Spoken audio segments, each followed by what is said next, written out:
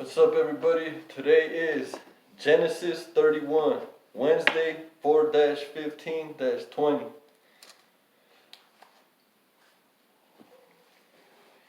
Genesis 31. Jacob flees from Laban. Jacob heard that Laban's sons were saying, Jacob has taken everything our father owned and has gained all this wealth from what belonged to our father. And Jacob noticed that Laban's attitude toward him was not the same as it had been. And Jacob noticed that Laban's attitude toward him was not what it had been. Then the Lord said to Jacob, God's words, "Go back to the land of your fathers and to your relatives, and I will be with you." So Jacob sent word to Rachel and Leah to come out to the fields where his flocks were.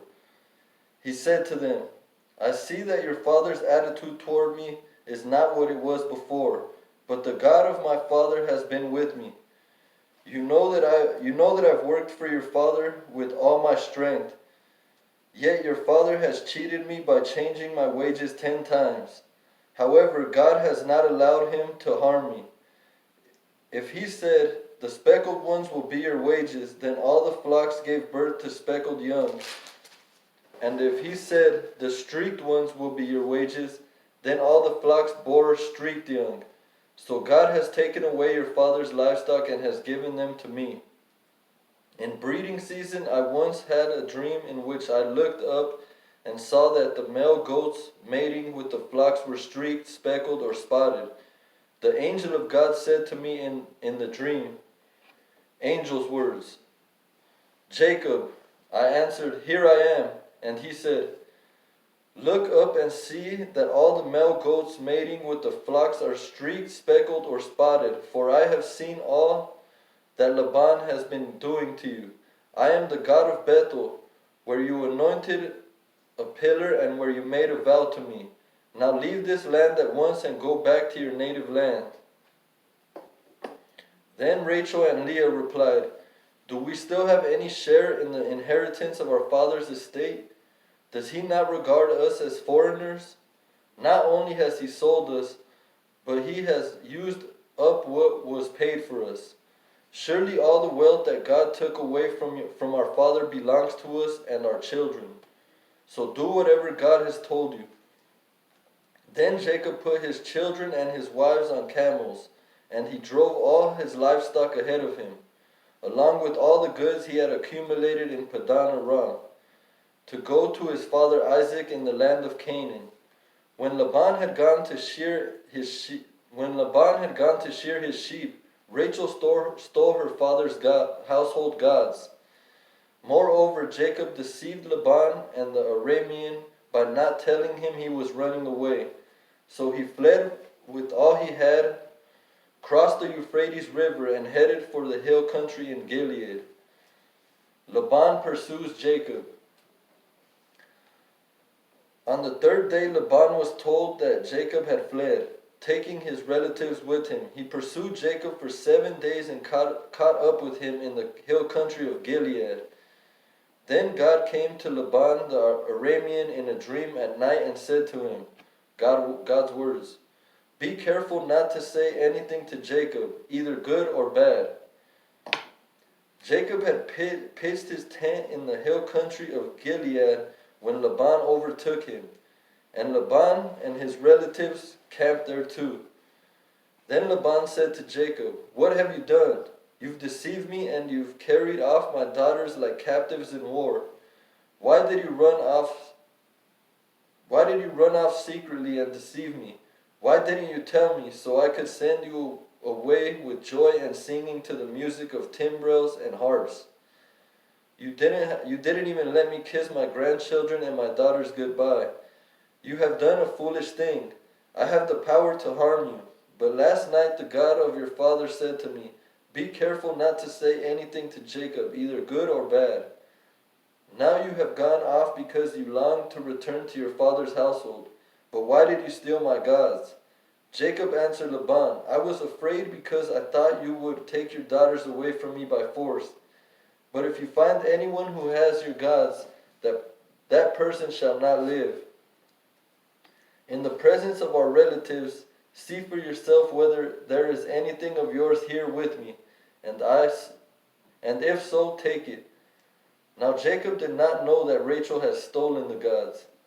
So Laban went into Jacob's tent and into Leah's tent and into the tent of the two female servants, but he found nothing. After he came out of Leah's tent, he entered Rachel's tent. Now Rachel had taken the household gods and put them inside her camel's saddle and was sitting on them.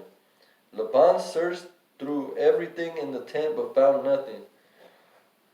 Rachel said to her father, Don't be angry, my lord, that I cannot stand up in your presence. I'm having my period. So he searched but could not find the household gods. Jacob was angry and took Laban to ask, What is my crime? He asked Laban. How have I wronged you that you hunt me down? Now that you have searched through all my goods, what have you found that belongs to your household? Put it here in front of your relatives and mine, and let them be the judge between the two of us. I have been with you for 20 years now. Your sheep and goats have not miscarried, nor have I eaten rams from your flock. I did not bring you animals torn by wild beasts. I bore the loss myself. And you demanded payment from me for whatever was stolen by day or night. This was my situation. The heat consumed me in the daytime, and the cold at night, and sleep fled from my eyes. It was like this for the 20 years I was in your household. I worked for you 14 years for your 2 daughters and 6 years for your flocks, and you changed my wages 10 times. If the God my father, the God of Abraham and the fear of Isaac, had not been with me, you would surely have sent me away empty-handed. But God has seen my hardship and the toil of my hands, and last night he rebuked you. Alright, I like that part. I'm going to highlight that as my likes. If the God of my father, the God of Abraham and the fear of Isaac had not been with me, you would surely have sent me away empty-handed. But God has seen my hardship and the toil of my hands, and last night he rebuked you. Alright. Laban answered Jacob, The women are my daughters, the children are my children, and the flocks are my flocks. All you see is mine. Yet what can I do today about these daughters of mine, or about the children they have borne? Come now, let's make a covenant, you and I, and let it serve as a witness between us. So Jacob took a stone and set it up as a pillar. He said to his relatives, Gather some stones. So they took stones and piled them in a heap, and they ate there by the heap. Laban called it Jagar Sahaduta, and Jacob called it Gilead. Laban said, This heap is a witness between you and me today. That is why it is called Gilead. It was also called Mizpah, because he said, May the Lord keep watch between you and me when we are away from each other. If you mistreat my daughters, or if you take any wives besides my daughters, even though no one is with us, remember that God is a witness between you and me. I'm going to highlight that. God is a witness between you and me.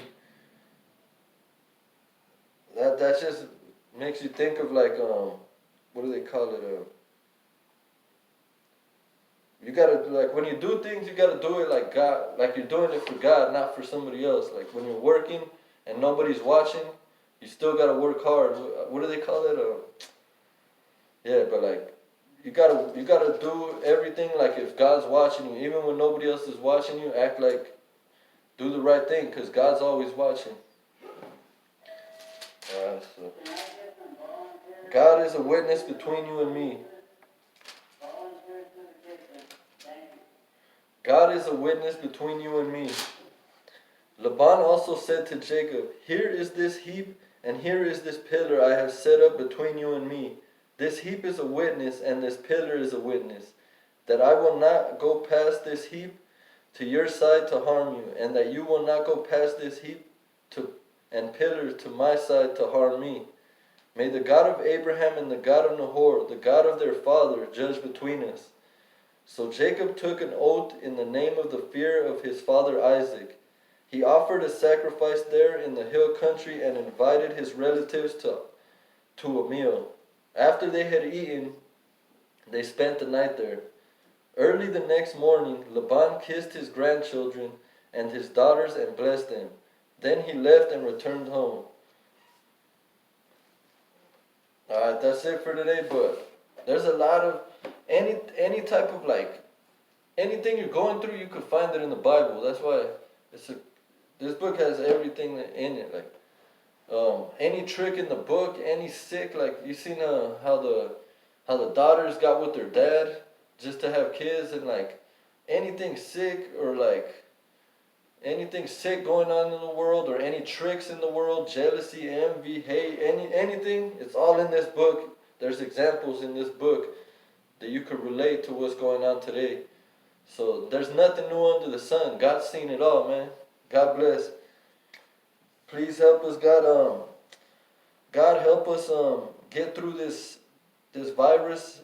Let your will be done. But to anybody that's gonna be taken away by this virus, let them go peacefully, Lord. And please let this pass and let your will be done. But please let us go peacefully and let us be in your peace and presence. Amen.